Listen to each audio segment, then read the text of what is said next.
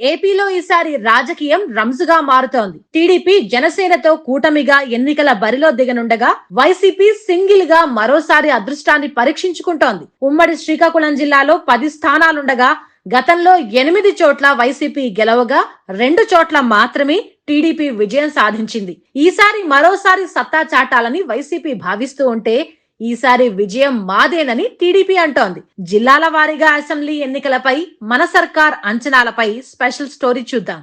శ్రీకాకుళం జిల్లా ఇచ్చాపురం నుంచి వైసీపీ అభ్యర్థిగా పిరియ విజయసాయిరాజ్ పోటీ చేస్తూ ఉండగా టీడీపీ నుంచి సిట్టింగ్ ఎమ్మెల్యే బెందాళం అశోక్ బరిలో దిగుతున్నారు. ఇక పలాసలో మరోసారి మంత్రి సిదిరి అప్పలరాజు బరిలో నిలుస్తుండగా అక్కడి నుంచి గౌతు శిరీష మత్స్యకార సామాజిక వర్గానికి చెందిన వ్యక్తిని బరిలో దించాలని టీడీపీ భావిస్తోంది. ఇక టెక్కలి నుంచి ఏపీ టీడీపీ చీఫ్ అచ్చెన్నాయుడు మరోసారి బరిలో దిగనుండగా వైసీపీ నుంచి దువ్వాడ శ్రీనివాస్ బరిలో నిలుస్తున్నారు.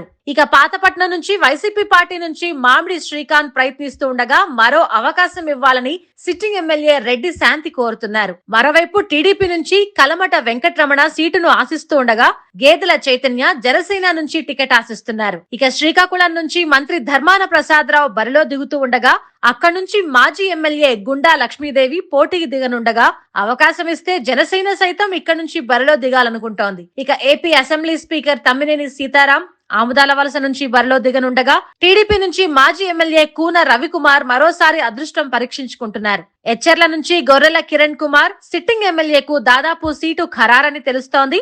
ఇక్కడి నుంచి మాజీ మంత్రి పార్టీ సీనియర్ నేత కళా వెంకట్రావు మరోసారి బరిలో దిగనున్నారు. ఇక నర్సన్నపేట నుంచి మాజీ మంత్రి ధర్మాన కృష్ణదాస్ బరిలో దిగనుండగా ఇక్కడి నుంచి బొగ్గు వెంకటరమణమూర్తి బరిలో దిగే అవకాశం ఉంది. ఇక్కడ నుంచి ఎంపీ రామ్మోహన్ నాయుడు కూడా పోటీ చేయాలని చూస్తున్నట్టు జిల్లా వర్గాల టాక్. ఇక రాజాం ఎస్సీ నియోజకవర్గం నుంచి తాలే రాజేష్ ను వైసీపీ బరిలో దించుతూ ఉంటే ఇక్కడ నుంచి కొండ్రు మురళీమోహన్ పోటీకి సిద్ధమవుతున్నారు. అయితే మాజీ స్పీకర్ ప్రభాభారతి కుమార్తె కావలి సౌమ్య పోటీకి సిద్ధమవుతున్నట్టు తెలుస్తోంది. ఇక పాలకొండ ఎస్టీ నియోజకవర్గం నుంచి కళావతి మరోసారి బరిలో నిలుస్తుండగా ఇక్కడ నుంచి టీడీపీ తరఫున జయకృష్ణ నిమ్మక పోటీ చేయబోతున్నారు.